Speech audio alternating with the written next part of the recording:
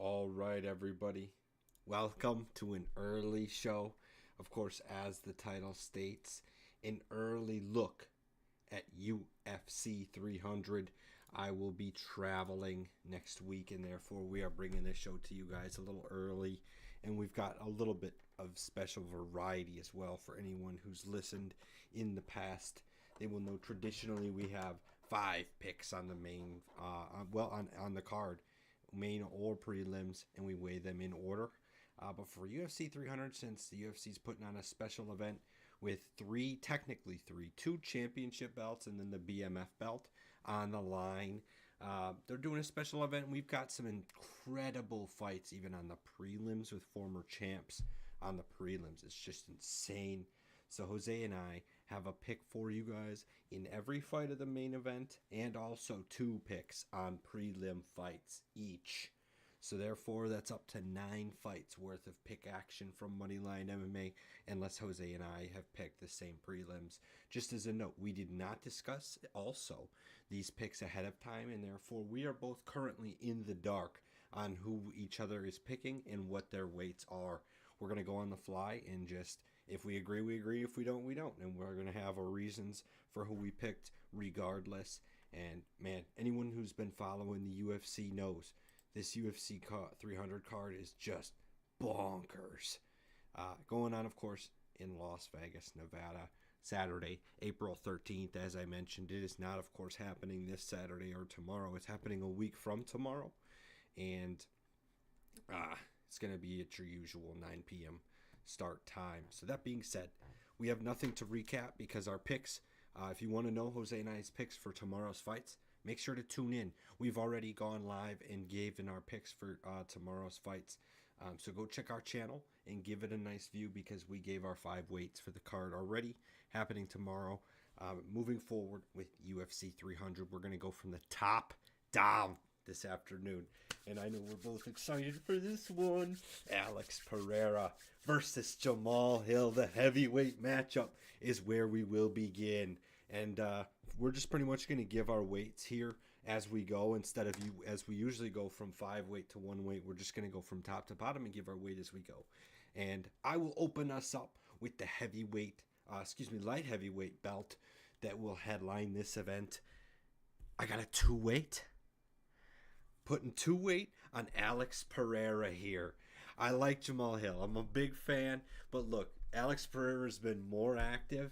And in all honesty, I just got to say, the fact that professionally, Alex Pereira has 11 fights and Jamal Hill has 13. That's 24 professional fights between them combined. And then the co-main event, the champ has 24 alone, which is just hilarious to me. Like, the amount of experience in this main card is like low. It's very low compared to what you would usually see in a caliber card and fight like this. But Alex Pereira, in my opinion, has just been there and done that.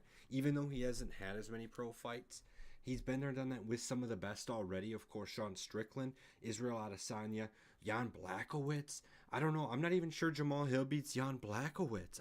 It's a tough matchup.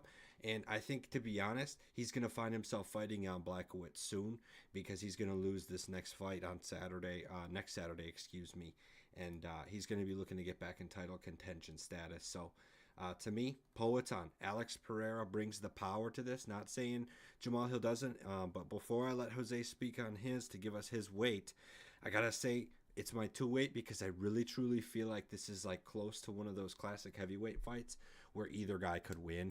I think either guy possesses insane power. And in all reality, Jamal Hill could really get a knockout at any point just as easily Pereira could.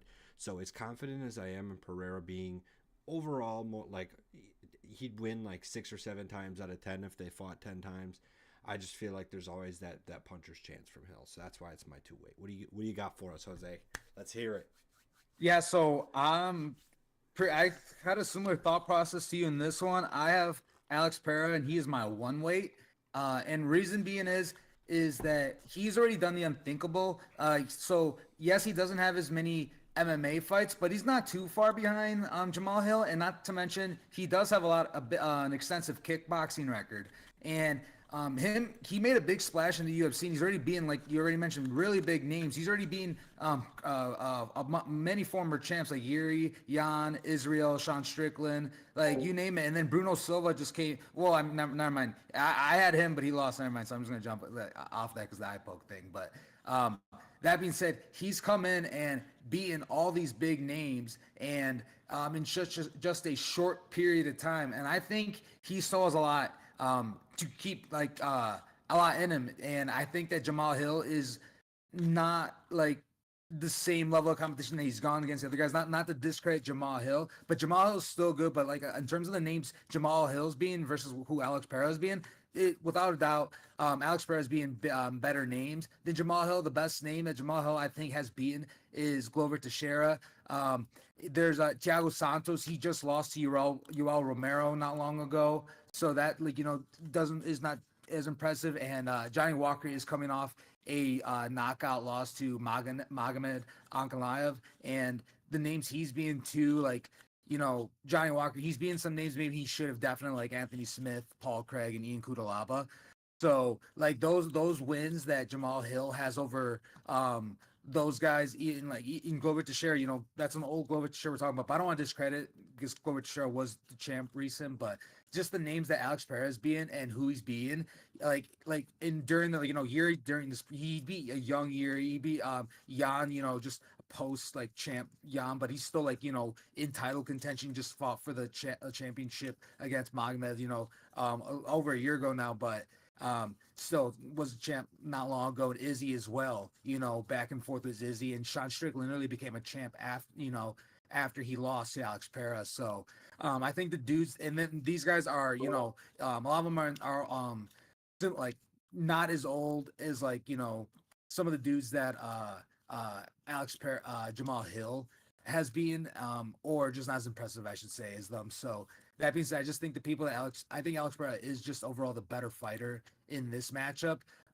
Jamal Hill does throw a high volume of strikes and has power and is probably going to be, I don't want to say he's going to be the bigger guy because Alex Perez just looked huge and great at light heavyweight. So and matchup wise, they're very comparable in size. Both are 6'4". Both have a 79-inch reach advantage, and both their leg reach advantage. Jamal Hill has Alex Pereira has just a half-inch reach advantage in the legs, so not much there, but both guys have a lot of power behind their punches. So that being said, I think this is on the feet. It's going to be exciting and close. And like you mentioned, Jamal Hill can knock out Alex Pereira at any given time and vice versa. I think this fight's definitely going to be on the feet. I'd be surprised if it's on the ground and stays on the ground. So I think someone may be put out in this one for sure. So, but it's just, Jamal Hill is the real deal. So that's why I have Alex Pereira as my one weight.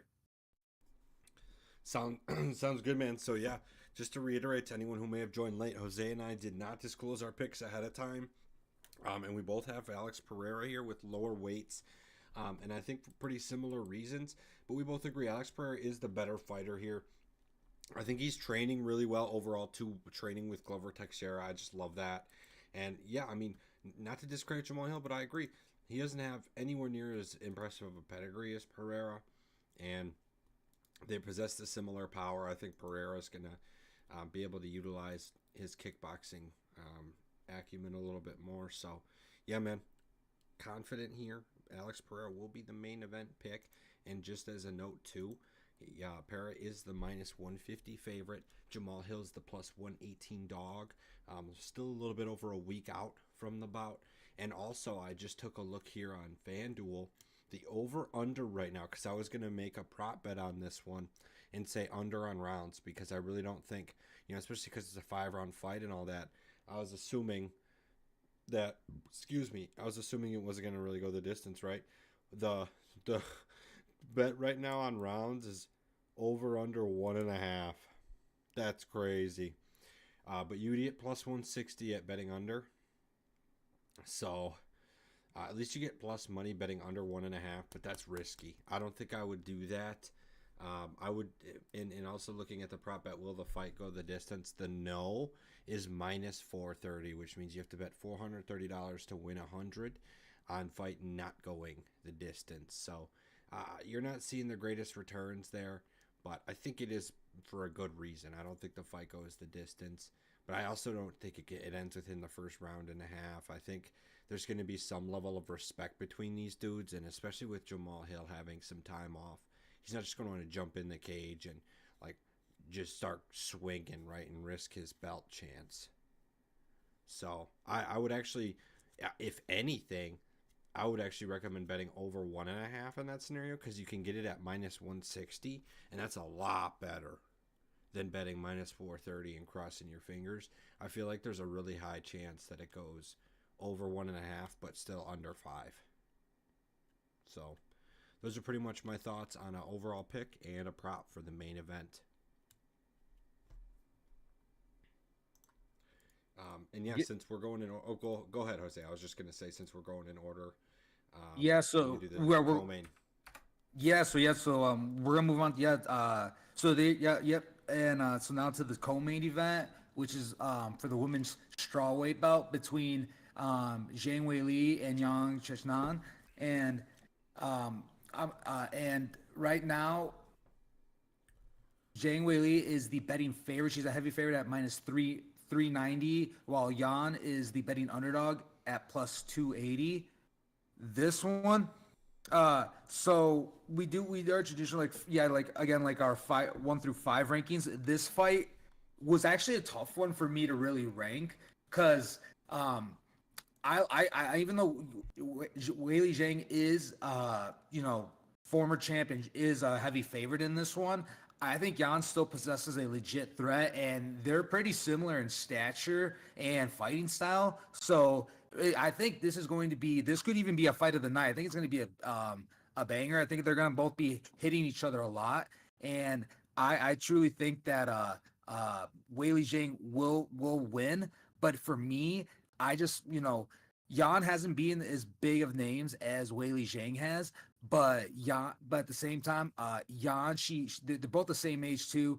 But I again, just the level of striking and is similar. So to put it in more clear perspective is for example, Yan, she lands 5.55 significant strikes per minute, and Willie Zhang lands 5.94. So they're both, and then their absorption rate is is similar as well. Willie Zhang does absorb slightly less at 3.44, and Yan at 3.56. And when it comes to the grappling, I think Willie Jing will probably be the better grappler in it, but Yan has strong takedown defense. So and the names that she's being former champ Jessica. They both being similar like opponents like Jessica Andrade, and she also beat Mackenzie Dern, but she does have 2 losses in a row. So that actually did help me come to my conclusion to go with Weili Zhang. And I didn't even really know I didn't know Weili Zhang was going to be a big favorite because I didn't look at the odds to be honest before this. So now and seeing that the names that Jan's being versus Weili Zhang definitely has better names on paper, but I think Jan still possesses a legit threat. And Jan, I mean, Weili Zhang, I think she was a big favorite when she fought Rose Namajunas, and Rose ended up finishing her both times. So at least the first time. So that being said, yeah, so. I did not rank this fight, but it is one of my supplemental picks. So if we were to do like a 7 through 1 type of thing, this would have been probably my 1 or my 2 spot. What are your thoughts on this fight, Nick?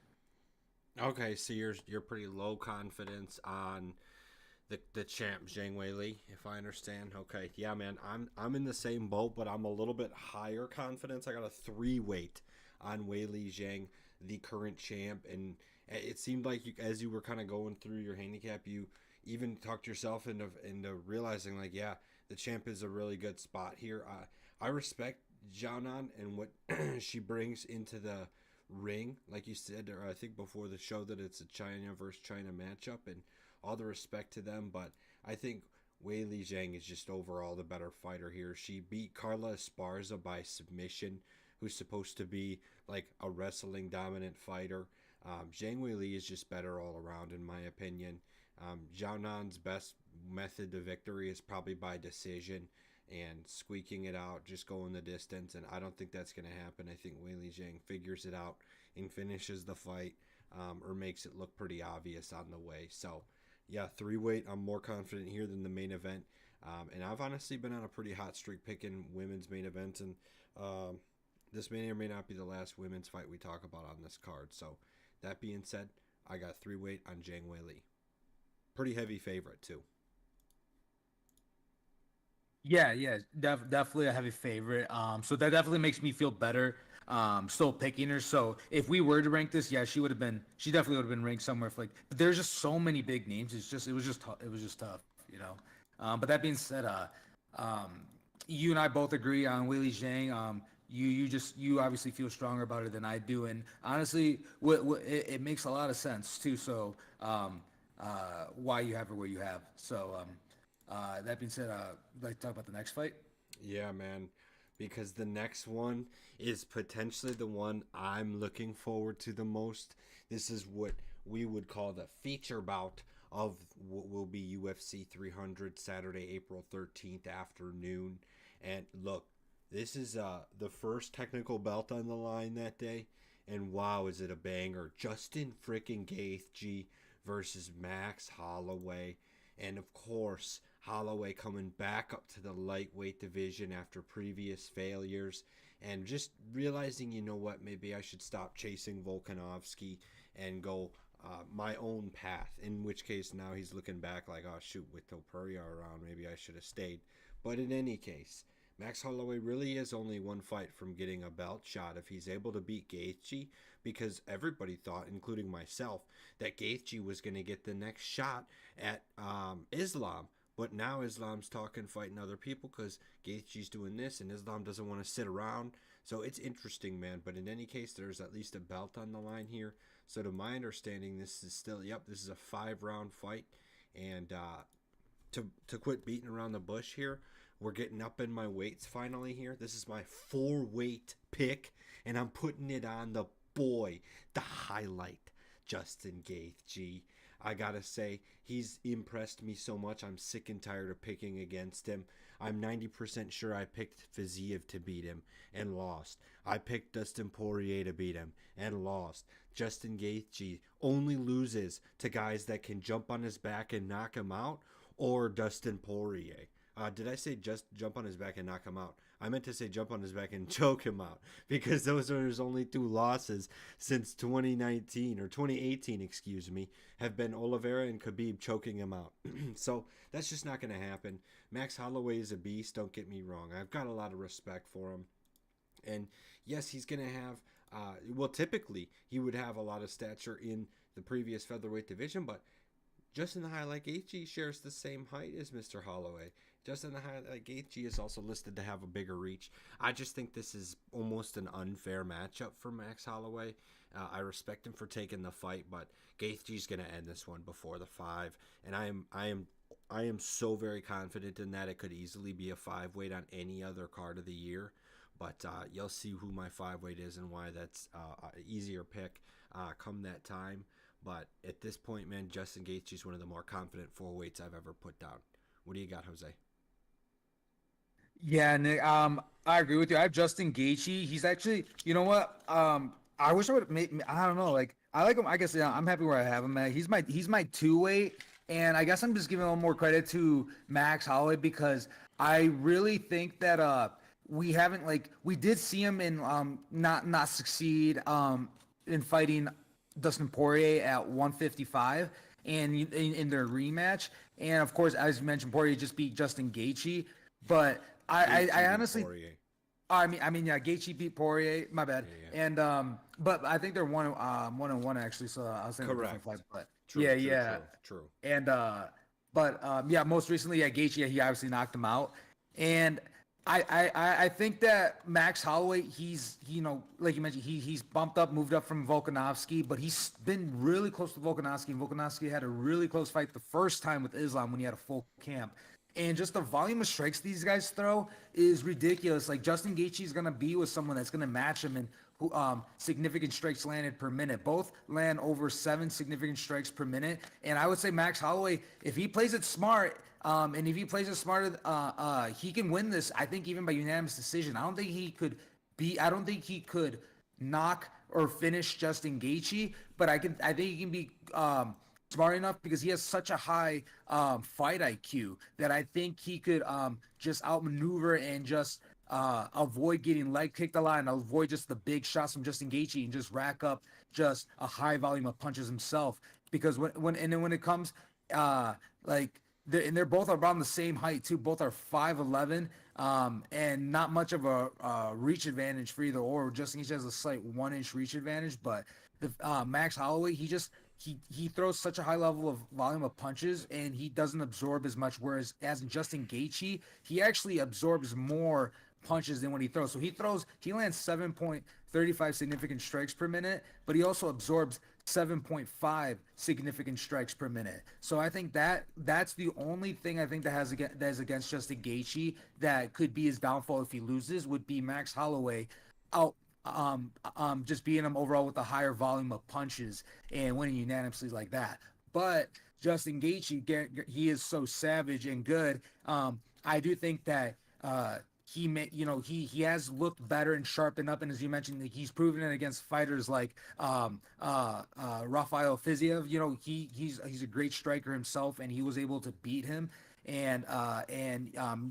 pretty unanimous, and so I think he could be well enough to do that against Max Holloway's now, if he doesn't get too savage and wild and sticks to his game plan, because he has been showing to get better technically, and now he's starting to finish people, so he could possibly even finish Max Holloway. I definitely see Justin Gaethje finishing Max Holloway more than Max Holloway finishing Justin Gaethje, but I do have Justin Gaethje as my two-way because Max Holloway at 155, maybe he's changing some things up differently this time. He's looked more muscular too, so maybe he's gonna have a little more power behind his punches as well, and maybe he may surprise us, So, and maybe next thing you know, he can be in the title contention. He's literally a win or two away from being in title contention.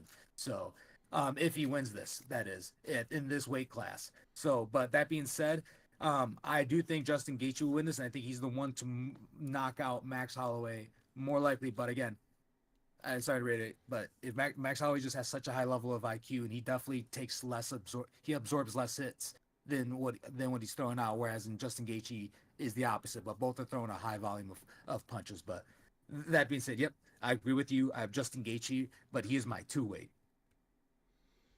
Yeah, I'd agree if it wasn't Gaethje, man. I think there's some value in those stats, but Gaethje's always been a get in your face. Yeah, go ahead and punch me, dude. I don't care. I'm gonna give you as much as you're giving me, if not more. And that's pretty much how he's like. You can look at his history in the UFC, and all but like two of his UFC fights have ended in the fight of the night or the performance of the night, because he's a human highlight. And I think he comes along with one of the best gas tanks in the UFC. He trains in Colorado, and I just feel like he's got one of the bigger gas tanks. And will Holloway be able to stand up to a guy that's in his face in the middle of round 4 when they've both thrown 200 strikes at each other, and Gaethje's still throwing kicks and still throwing jabs and just pushing the pace. And I'm just not sure Holloway will be able to be ready for that, because he also doesn't have the size advantage he usually would. But yeah, man, I'm not trying to disrespect Holloway by any means. I just think Gaethje is honestly a lightweight champion of the UFC, if it's not for like these Russian dudes.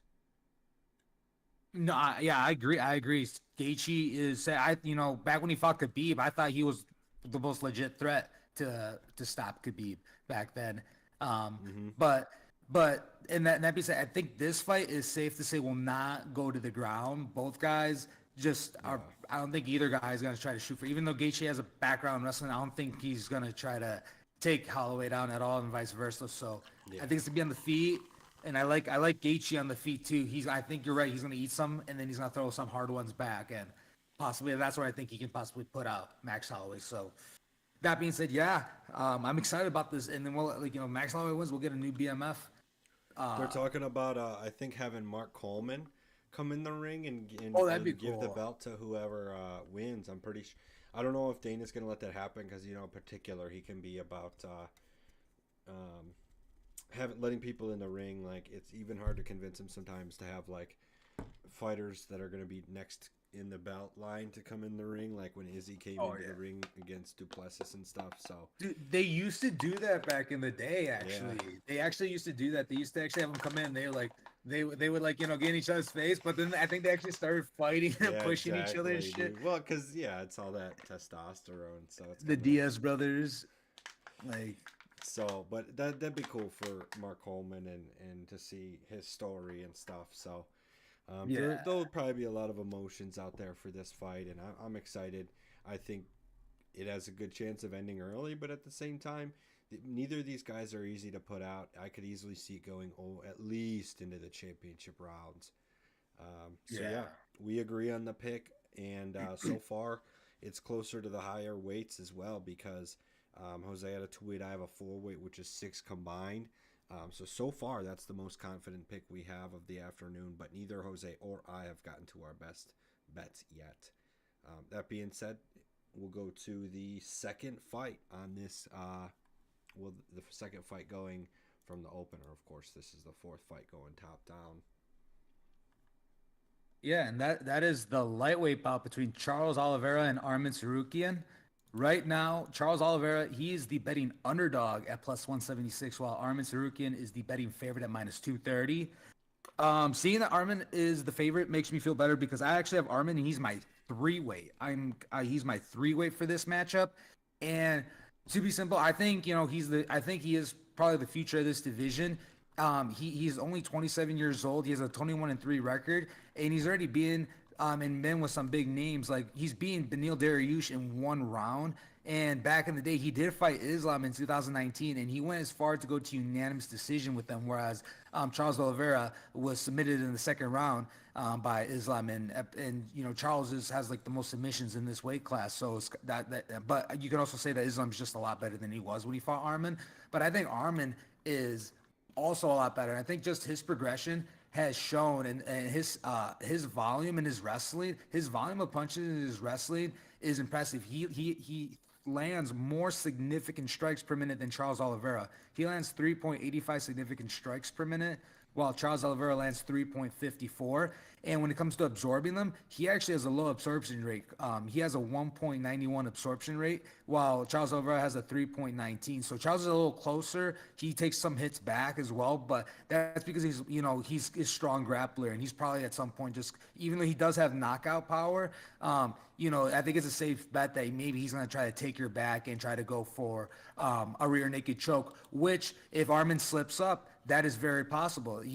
Even though he's never been submitted before, Armin's never been submitted before, but he is going against one of the best submission grapplers in this division, like one of the top 2, to be honest, along with Islam. So that being said, like if he avoids Charles taking his back, I think he's safe because I think Charles, the way his back takes are so impressive, and that's how his rear naked chokes. I think he may get like an arm bar or so, but he hasn't really. I feel like he's had more success going for like neck chokes and blood chokes as opposed to like on the joints. For example, when he tried with Tony Ferguson, he couldn't. But Tony's also a different breed. But Armin is an extremely tough fighter as well. And I think this fight is going. I think he's going to do a better job initiating. I guarantee you, he's going to try to go for a takedown, and Charles Oliveira is going to pull guard, just jump up and wrap his legs around him, and just go straight to the ground and put him in his guard and try to look for a submission off his back at first. But I think Armin will probably do a better job at out wrestling him and getting some more ground and pound power shots, and probably maybe even look like how Michael Chandler did for a bit when he looked like he was going to win that first round. I guarantee you Armin may have some moments that will look similar to that. But in that being said, I just think his age too is another factor. Charles is 34 and Armin's 27, and he's looking better every time he goes in the cage. So I think he's really entering his prime in this one. So I felt pretty good in him. So that's why he's my 3-weight. What are your thoughts on this fight, Nick? This will finally be the first disagreement of the show. Let's go. I kind of, it's kind of fun to have a little bit of disagreement on the table, but I'm not too crazy here. I only have a 1-weight on Charles Oliveira. I think a lot of it is the value I'm getting. Charles Oliveira right now is plus 176, and I think with his pedigree as being a former UFC champion, that's great value against a guy like Tsarukyan. Don't get me wrong, I got a lot of respect for Tsarukyan. I've won some money betting for and against him because I bet on Gamrot to beat him, and then I bet on him to beat everybody else. Besides Dariush, I do believe I thought Dariush was going to win, but in any case, man, I think Oliveira has shown through his knockout against Dariush that he's not just the kind of guy who needs to get a submission to win. Of course, he also knocked out Michael Chandler. I think Oliveira's proven that he's a threat standing and grappling, and I think you raised a good point in that there is a likelihood that Tsarukyan goes for a takedown and Oliveira willingly goes on his back, and he potentially takes a lot of damage from that. And if that's what ends up happening, I'm concerned about my one weight on Oliveira because that's not a good start.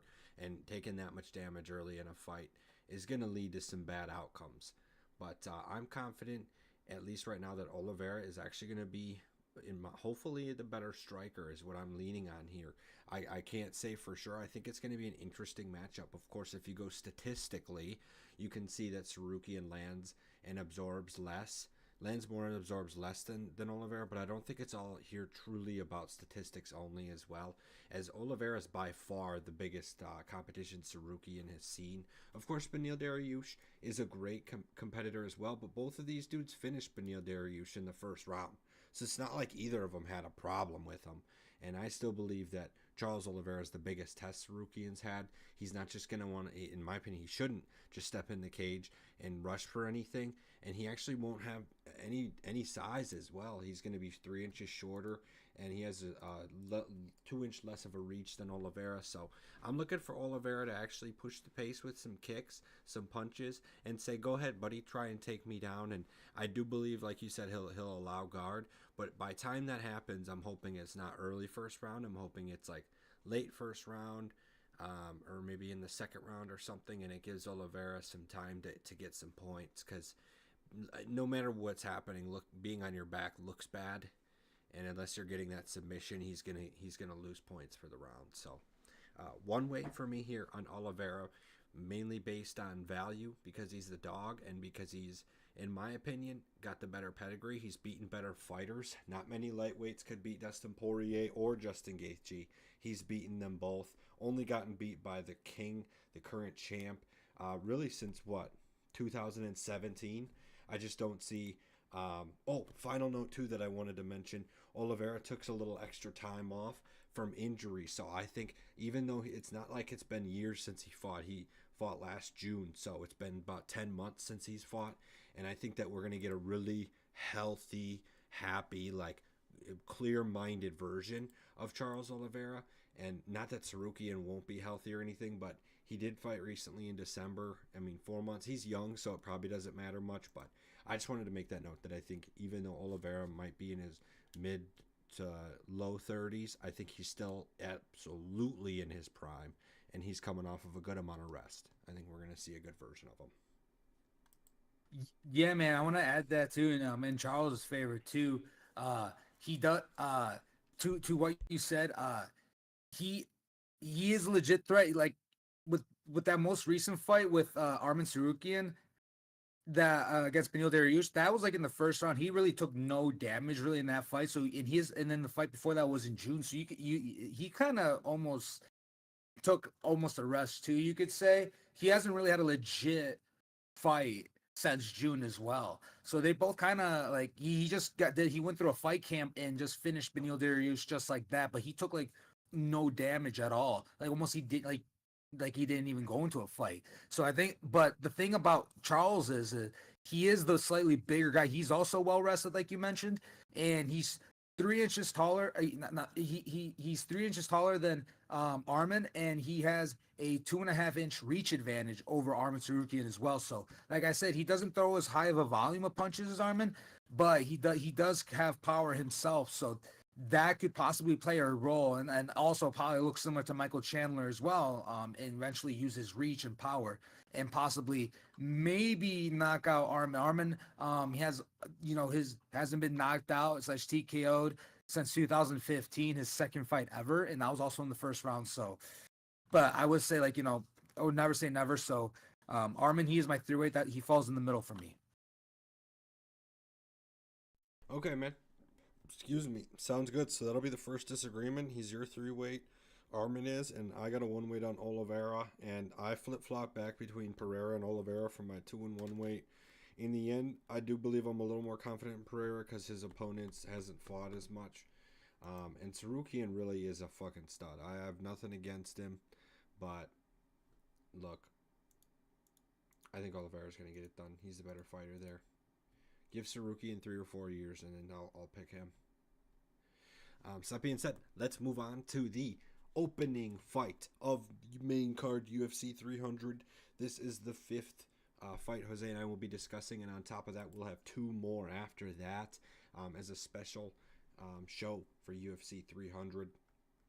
This opening fight is a fight that I believe, and most people I think believe, that really doesn't deserve to be on the main card, but the UFC is clearly pushing a narrative here. Bo Nickel versus Cody Brundage. Also, I believe the biggest favorite on the card is in this fight. Bo Nickel, a ridiculous minus 2,200. Cody Brundage plus 870. And, in terms of making picks and making weights on this fight, I think it's pretty obvious that the UFC, like I said, is building a storyline here for Bo Nickel. There's little reason to even have him on the main card other than, hey, let's get a bunch of people to be fans of this guy. And I think it's a great stylistic matchup for him because Cody Brundage is like the opposite of the philosophy that I would take if I was in combat sports. And it's like the classic quote of like, I fear the man who does the one kick 1,000 times instead of 1,000 kicks once. And I feel like Cody Brundage is just not good enough in any individual area to really impress me to beat Bo Nickel. Like, Bo Nickel has his thing. He's a wrestler. He'll get on your back and get what he needs to get done. Of course, in his last fight, he didn't need to wrestle. He just finished Val Woodburn in 38 seconds. But that was, if I'm remembering correctly, a last-minute replacement anyway, so it's not worth a whole lot. But like a win like Jamie Pickett, just like get on his back, arm triangle choke, it's over. And like I said, I just don't see Cody Brundage being a guy who's like enough of a stud in wrestling or striking. He's just kind of a multi-tool that just isn't going to really pose much of a threat in my opinion. So of course Bo Nickel here is my 5-weight. If I even had to say it, there it is. Bo Nickel is pretty easy 5-weight pick, but that doesn't necessarily mean I'm betting on him because those odds are just insanity. I wouldn't even bother. Don't put him in any parlays because it's just going to be ridiculously small additions for a risk, and if that one thing loses that only added a couple dollars, right, you're going to end up losing the whole parlay. But I think we can all agree Cody Brundage is just not it. He's been submitted and outperformed by multiple fighters worse than Bo Nickel in my opinion, and not much more needs to be said about that. So what do you got, Jose? Yeah, so for this fight, I myself, I have Bo Nickel, and yeah, he's my 5-weight. You pretty much said it. Like, I knew he was gonna be a big favorite. I didn't realize he was gonna be that big of a favorite. But yeah, you can definitely expect Bo Nickel, like right now, like to initiate the takedown and dictate the fight and possibly do whatever he wants to Cody Brundage to some degree. Cody Brundage, he's been knocked out, he's been submitted. So I can see Bo Nickel winning on the feet, submitting them, or going all the way just a unanimous decision. Even though Cody Brundage is coming off two fights right now, but one of them was like a disqualification versus in the first round from like an illegal elbow. And Bo Nickel, like like you said, there's definitely a narrative. They're almost like feeding him, like building him up for sure, and like farming him pretty much, just because he realistically doesn't have that much MMA experience. But overall, he is only 1 year younger than Cody Brundage, and he's just a wrestling stud. So can't just overall, like you mentioned, like it doesn't have to be on the main card, and maybe this matchup shouldn't have been made, but it is. And right now, Bo Nickel, he has shown that he's just overall a good submission artist. Like he's already out of his 5 wins, over 3 of them already are via submission. So again, like I would think that's probably a good possibility. I think maybe even though he's got power in his hands, I think maybe maybe in the long run, maybe I wouldn't be surprised if we see Bo Nickel have a little slightly more submissions on his record, at least early in his career. A lot of dudes early in their career that wrestle do have submissions, and then later on is when they start developing more of the KOs on their record. But that being said, yeah, Bo Nickel, 5-way. I feel really strong. He does whatever he wants to Cody Brundage. Pretty much, man. I was looking at some of the odds here from FanDuel. Bo Nickel by double chance TKO or submission is minus 600. So that's a lot more tolerable than 2,200. If you absolutely feel like you need to bet on Bo Nickel, I would at least do that, because by what you're essentially doing there is you're taking Bo Nickel within the distance, and I think that's fair enough to say. I think he comes out aggressively. Bo Nickel in the past has a history of being confident and jumping out and just dominating his fighter early. Of course, his record shows it. Not a single one of his fights in the UFC has gone past round one. So I will say, we have to keep in mind when he starts to climb up this ladder, man, and start to fight some of the higher end fighters of this division. I mean, this is the middleweight division. There are some dogs that he's going to have to move up and potentially fight if he wants to become the man. And like a guy like Khamzat, like Bo Nickel does not beat Khamzat. There's just no way, in my opinion. So Bo Nickel's going to have to improve a lot still, in my opinion. I'm curious to see what things he does to kind of sharpen his tool set, per se. And hopefully he can kind of do more of what he did against Val Woodburn and show that, hey, I'm not just a wrestler that'll try and take your back and choke you out. I can also knock you out. And I think Cody Brundage really is a good opponent to do that against. So I do expect Bo Nickel to jump out hot and aggressive early, get that early finish. So I would strongly consider doing that if you feel like you need to make a bet. Yeah, absolutely. So that being said, we both feel strong about Bo Nickel, and I get that, and that was the opener of the main card. So now when so for now we move on, I guess, to the main event of the prelims, which is okay. At least that's where it falls in chronological order for us, and I did talk about this fight. So, did you talk about this fight? I do not have this fight on my board. I do not. Okay. Well, I will. Yeah. Well, luckily, this one is actually one of my supplemental ones because I still have obviously one more weight I got to talk about, which is obviously by process elimination, my 4-weight. But this fight is not one of my ranked ones. This is my supplemental one, and I'm going with Yuri Prochazka on this one. I'm going with the former champ. Right now, he's the betting underdog at plus 108, while Alexander Rakic is the betting favorite at minus 138. I'm actually surprised by that. I would have thought Yuri would have been the favorite, even though he lost to Alex Pereira, but like, I don't know. I like there were like he had some moments, and I don't know. Like I just and then he lost to Jan Blachowicz. But that was also, it was kind of weird because that knee injury too. So and he hasn't fought since 2022. So I don't know how I trust him when like knee injuries can be really make it or break it for some dudes. If he's gonna be the same guy, like can he be the same guy? I'm not positive in that one. I still think Yuri may have this one, but again, I wasn't as confident, so that's why he's not ranked for me. But when it comes to the matchup, though, Yuri on paper, he has more experience than Alexander Rakic. He actually, their records are just 20. You have Yuri at 29-4-1, and then you have Alexander at 14-3. And Alexander is 1 inch taller, but Yuri has a 2-inch reach advantage. And on the feet, it's going to be fireworks. It's going to be a high volume of strikes from both.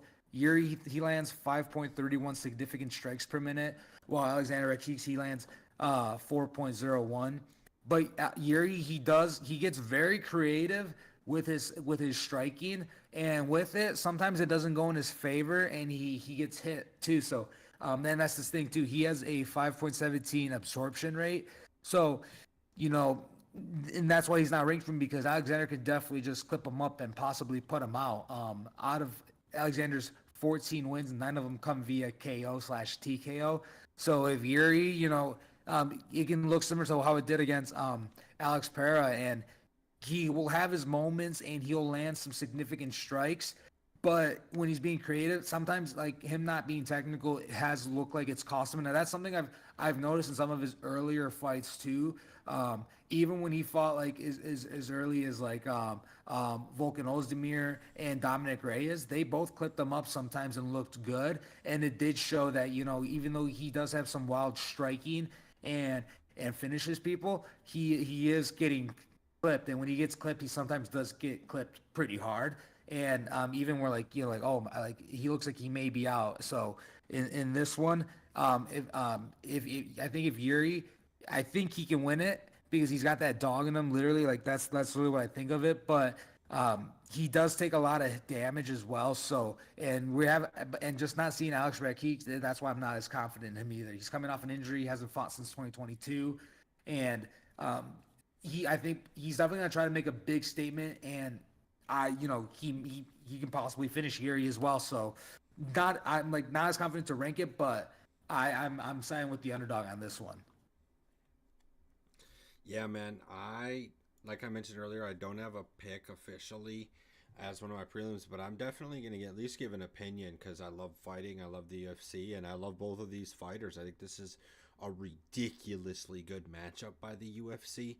I think both of these guys possess very similar skill sets, and I'm curious to see how it plays out. But in the end, I agree. I would certainly lean Jiri Prochazka's direction in this fight, pretty much for the same reason. Like a guy like Rakic, I think of him as a kickboxer, a kind of stand-up boxing striker, and he utilizes his kicks a lot, especially if you look back in his wins like against Thiago Santos, throwing over 20 leg strikes, landing over 15 of them. If he's any somewhat at all concerned about that injury, what about his win against Lionheart Anthony Smith? He threw 25 or landed 25 and threw 34 leg strikes. Like if he's any at all concerned about that injury, or if he's not fully like ready to go, like it's almost that effect with Chris Weidman. Now, of course, he ended up winning, and it was controversial. Don't think he should have got the win, but he did. Apparently, you can use your fingers just to poke an eye and get a win nowadays. So that being said, Chris Weidman, when he came back off of his injury, was clearly like a very good mindset, because maybe he was hesitant at first. I think he admitted to being hesitant at first, but once he landed that first kick, he was like, I was pretty good. Like, pretty sure mindset wise, it didn't really carry on too much further past the first couple of kicks. So if Alexander Rakic can have that same kind of mindset where he's not too worried about it, he's just going to throw kicks and not get worried about being hurt, I think he's got a good chance. But man, I'm not putting anything of substantiality on that, man. I'll take Jiri Prochazka, the former UFC champ, and a guy who's only lost to who's the current champ of that division, and at least you, as far as the UFC is concerned. So yeah, man, I'm not doubting Jiri Prochazka, and the fact that you mentioned that he's an underdog too, that's just kind of laughable in my opinion. Like, how is he the underdog? That is actually a disrespect. Like, dang, like Jiri's got to like, that's wild. I agree. Yeah, he and again he lost to Alex Pereira, who again we were just praising him earlier, saying like how he's like it's not just a guy, he's just a random dude. He lost to like a dude that's already cemented himself as one of the best that's ever done in the UFC in such a short period of time. Already a double champ and being many uh uh recently former champs. Like they were just champions not long ago. So dudes that are like even like in their prime, like Sean Strickland in his prime. So, but that being said, uh, yeah, we both agree on Yuri, and I definitely agree with you. There's definitely value in him being the underdog in it. Man, I think, and it's crazy because I think Pereira would be my pick at like the first guy who could ever get three belts. Like maybe not concurrently at the same time, but like Pereira could easily put on some muscle, put on some size, get up to like 230 and fight heavyweight, dude. He may not be able to beat John Jones, but like against Aspinall, man. Against Aspinall, man? I don't know. So Pereira might be that guy. And yeah, I don't think Jiri has any shame losing to him. I think if anything, it helps us, the side betting Jiri, because it's a high motivation Jiri. It's a very like I need to get my respect back, Jiri, and I love that. I love that. He's a warrior mindset, and I love to have guys like that on my side. So, yeah, that being said, I'll move on to one of my preliminary picks, and we don't have to do these ones really in order just because Jose and I don't know who we picked. So I'll give my, and honestly, some part of me has a feeling that this might be your four weight anyways. So I'm going to go ahead and move on, and if this isn't in order and we need to go back, we can. But I'm going to go ahead and move on to a couple of fights down the list here, and I hinted earlier that this isn't the last women's MMA fight we're going to be discussing because we've got a fight between an old legend and a newcomer to the UFC, Holly Holm versus Kayla Harrison. And I will say I have a small caveat, of course, on this pick, but I've got a relatively confident pick. When I did my picks, I only weighed the main events, but if I was to factor this fight in, I would have easily weighted it at 3 or higher.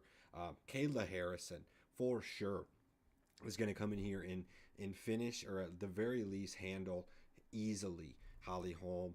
I think this is a situation where it's not that I don't have respect for Holly Holm, but she's not the kind of fighter who's been able to put together like a very good streak ever since she lost way back in 2016 to Miesha Tate, lost 3 in a row. She's kind of been on like a win-loss pattern since then. And none of those wins are really against the most impressive of fighters. I guess Irene Aldana is a good win for sure, but that's now 4 years ago. And man, I'm just more impressed with what I've seen out of Kayla Harrison. I will say we always had to take her stats and interest with a grain of salt because, of course, it's all from the PFL. This is her first fight in the UFC, but I must say, on top of me being good at predicting women's MMA lately, I've also been good at predicting fighters that are new to the UFC, aka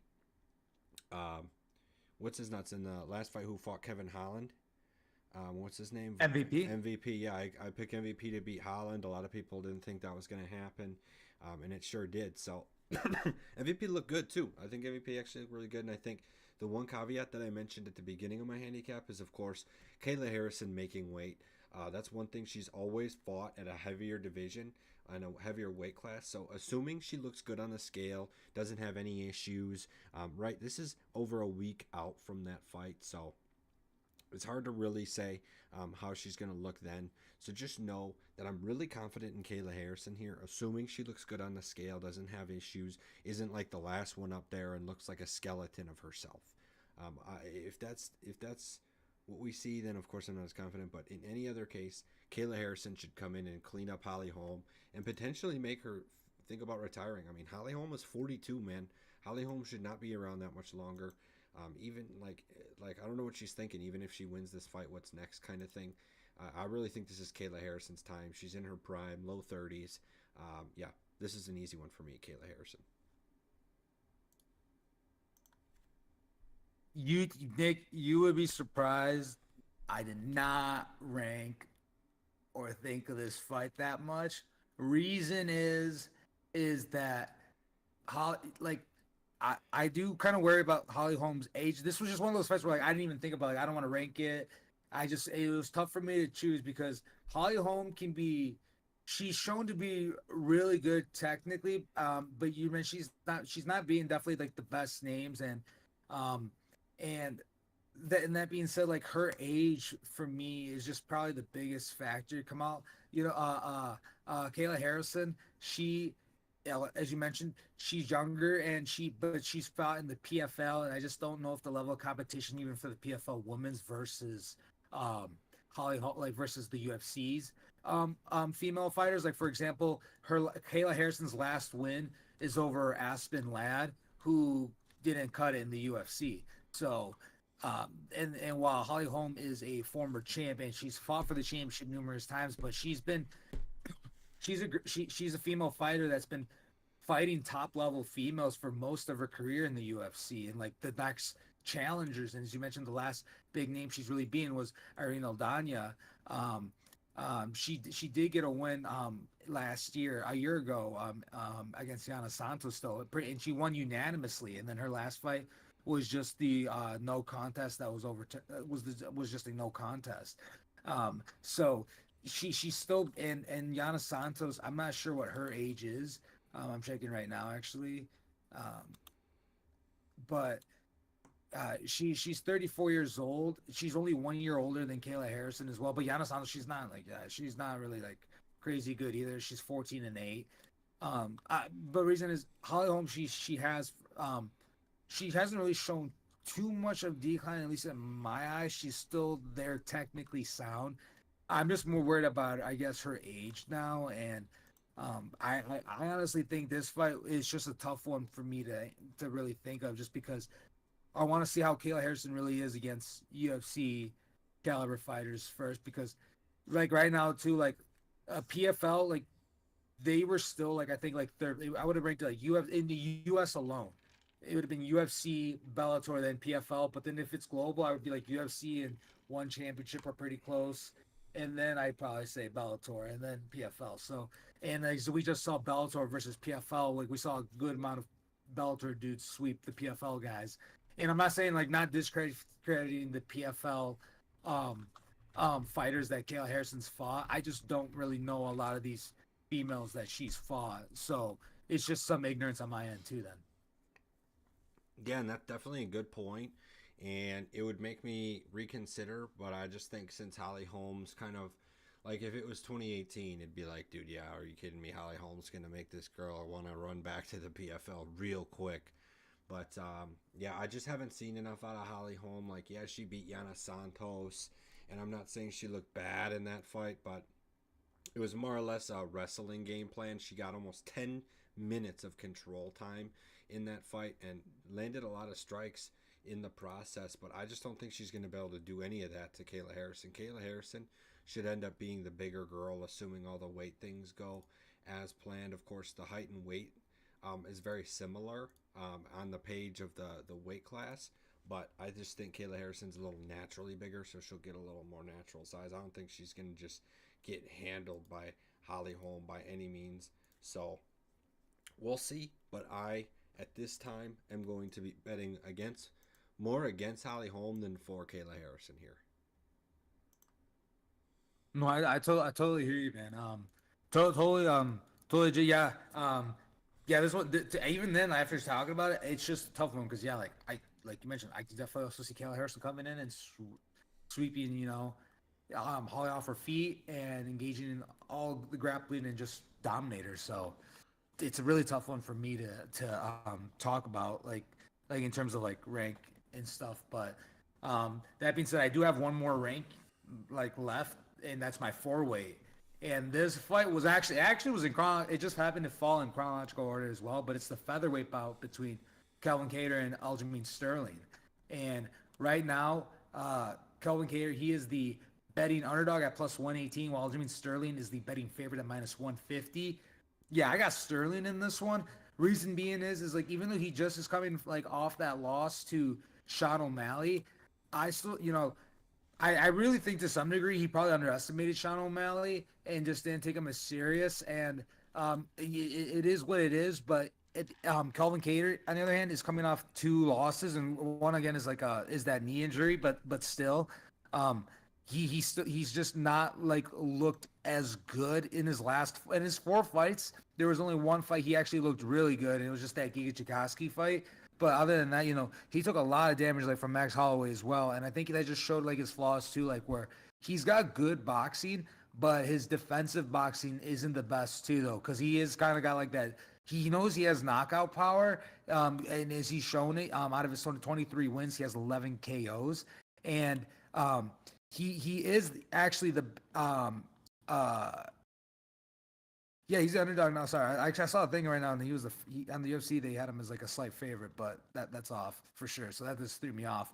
But he does absorb a high level of damage. Granted, maybe some of it is from Max Holloway alone, but he lands 5.12 significant strikes per minute, but he absorbs 7.1. So that can be problematic because even though Aljamain Sterling, he's the funk master and has got great grappling, he also himself throws a decent amount of strikes per minute. He lands 4.73, so he's not that far behind Kelvin Cater, and he absorbs significantly less. He absorbs 2.41 significant strikes per minute. So Sterling definitely has some better defense on the feet when it comes to boxing. And when it comes to the grappling department, I would say, yeah, Sterling would be the one to initiate and try to take his back. Kelvin Cater has strong wrestling defense, but I think Sterling's going to find a way to take his back and possibly get a rear naked choke again. It's been a minute since Sterling submitted someone, so I can see him possibly submitting Kelvin Cater, and Cater hasn't been submitted like I think ever in the UFC. He hasn't been submitted. Yeah, he hasn't been submitted since 2008. So so it probably won't happen actually, but I honestly think Aljamain Sterling really is the better fighter in this matchup. Um, so I felt strong enough where he's my four-way in this one. Do you have any thoughts and opinions? I know you didn't really like um, rank this fight, but any thoughts on this fight? Yeah, no, I didn't rank this fight, and this is not my last pick. So we're actually going to get through 9 fights on this show here because I have one more pick for us after this.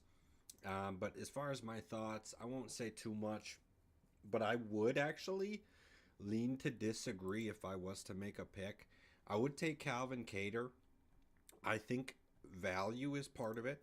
I think he's the guy with experience in the current weight class. Sterling's the one coming up. Cater has the size. I think they have a similar reach, but Cater's about 4.5 inches taller than Sterling. I think that really bodes well for the striking aspect of this. And like you said, I don't think Sterling's going to be able to submit Cater, and Sterling's not the kind of guy to be a top game wrestler. So I'm not really too concerned as a Cater fan. He's got a 91% takedown defense, and I don't think Cater really has to worry too much about getting taken down or anything like that. There could be a knockdown situation maybe that leads to it, but in any case, I think I see Cater kind of doing his thing from the outside. It's going to be a big cage, and this is only a 3-round fight.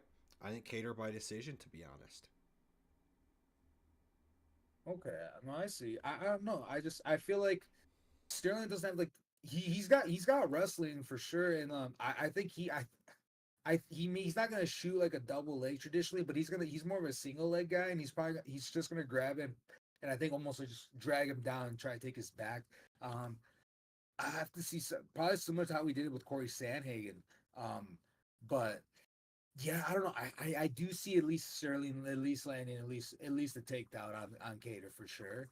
And if it's on the ground too, and he gets his hooks in on Cater, I think it could be over. He can even ground and pound him. I think. Um, he just he again he was knocked out by O'Malley, so Cater can also definitely catch him in a similar fashion as O'Malley. So I'm assuming Sterling's made the adjustments. Um, if not, then yeah, I probably wouldn't be ever banking on Sterling again. But that being said, I feel like he was the champ not long ago, and you know he's probably not that far off from getting a rematch with Sean O'Malley realistically. So that being said, yeah, we this is one we disagree. This is one we disagree on, but I got Sterling as a four-way. Sounds good. Yeah, man. I think we'll see. I do have a lot of respect for Sterling, though, and I can say I think you made a good point about his motivation and that he's coming off a loss. And of course, so is Cater coming off 2 losses, but there's some weird feeling I have that Sterling will be the man that feels like he has more to prove. And there's something to be said about that. So that'll be interesting for sure. Um, Oh yeah, because I can't remember who I chose for that fight, but I feel like I may have had Sterling when he fought O'Malley. I think we both did. Yeah, so and I think it's one of those things. And remember, like how when he first fought Peter Yan, it's like, oh, like he didn't even deserve a rematch, really. But then True. he came back and looked phenomenal. So Mm-hmm. it's one of those things where, like, yeah, I just really think he didn't take O'Malley that serious. I don't know, like, but O'Malley was the better guy that night, and he got caught and put him out. And again, Cater could just literally repeat that and knock him out in similar fashion. I just can't wait to see O'Malley versus Marab. It's going to be a good one. Oh yeah, oh yeah, But that's that being said, we're definitely getting close to we're over an hour here runtime, so I'm gonna get moving on to the last pick for us here. Of course, like we said, we're gonna bring you guys a special edition, and that we have done. This is about 2 times longer than we've usually recorded. Um, and dang near almost 2 times as many fights that we usually bring to you guys as well, with 9. The last fight that we're going to discuss still continues, as funny as it is to go in order here, because I'm going to bring us close to the first fight, but not necessarily the first fight. But it is a fight that I'm intrigued to see. Bobby Green versus Jim Miller. This is a really interesting match. Of course, Jim Miller's been finding some success lately in his old age. Just dogging it out against guys, getting finishes against Jesse Butler, Gabriel Benitez. But look, I don't think this is the same level kind of situation. I think Bobby Green, not saying Bobby Green is a spring chicken by any means. He's also 37 years old, so there's not necessarily an insane amount of age difference here. But Bobby Green strikes me as being way closer to his prime and has been able to beat, I think, a little bit better of competition lately, or at least has definitely fought better competition, because um, losing to a guy like the champ Islam, of course, lost to Drew Dober, the classic you get knocked out by Drew Dober or you win situation. And I guess beating Tony Ferguson may not be the most impressive feat, but choking out Tony Ferguson, I think, is pretty freaking impressive. Tony Ferguson notoriously does not tap or give up, and I believe Tony was unconscious when that fight was called because he would not tap. Grant Dawson, I thought, was really impressive. Grant Dawson is not an old guy by any means. He's getting into his prime, and he's regarded as a pretty good prospect. But he hasn't fought since that loss, so we'll have to see if he's able to go back on the uptrend. Jalen Turner is Jalen Turner. I think we know Jalen Turner is another really good prospect and has only lost to the top end so far, or at least the ranked end of the lightweight division. So, look, I just see a guy that's seen better competition and is closer to his prime. Sorry, I got a lot of respect for Jim Miller, but I'm leaning here for Bobby Green. Any thoughts, Jose? No, well, first of all, I'm everywhere I'm seeing is this is the second fight. Did you say this was the first fight? I've been No, not seeing. quite the first. Oh, okay, my bad. But anyway, yeah, I was gonna say this one was a tough one. This one for me, not hearing you put in perspective. Yeah, I think Bobby Green should get this win. I first just like looking at it on paper, both I'm like, oh, both UFC vets, both one's 37, one's 40, both have like pretty similar records. One being 31 and 15, and one being 37 and 17. Dude's a lot of experience from both guys. I think Bobby Green's a little more diverse. Jim Miller, strong submission artist. He does have KO power, but only out of his 37 wins, only 7 of them are via KO/TKO. And while Bobby Green out of his 31 wins, 11 of them are via KO/TKO, and he's also got submissions as well. He's not as many as Jim Miller, but he's got 9. And I honestly think he could be Jim Miller in any way as well. He could probably TKO him. I think he may more likely would beat him via submission or decision though.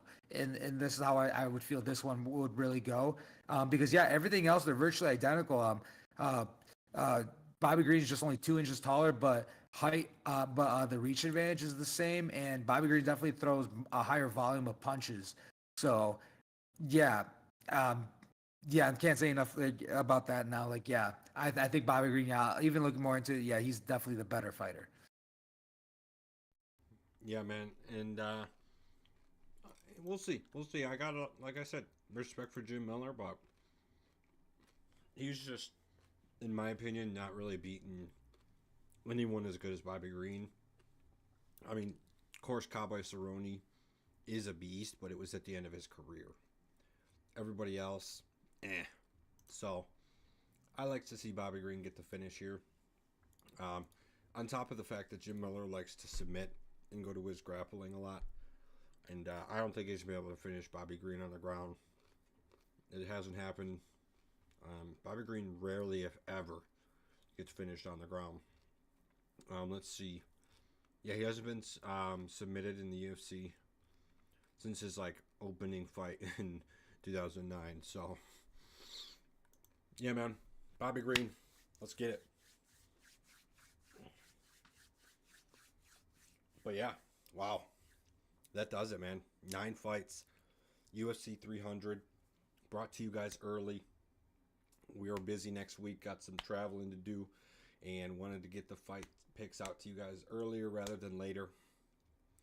Definitely go back and listen if you missed anything. We went from top down, main event, all the way down to the opening fight, and provided 4 extra preliminary picks for everybody. Lock of the night, that seems to be Justin Gaethje, if I'm not mistaken. So, Moneyline MMA endorses the pick on Justin Gaethje for UFC 300 beating Max Holloway. Thanks for listening. We will not be live on Monday, but this is our replacement show for that. So if you are here on Monday, thank you for listening. And in any case, have a good week, because the UFC will be returning. So the following Monday, we will, of course, be back and ready to go for the next UFC action to follow up UFC 300. Have a good afternoon.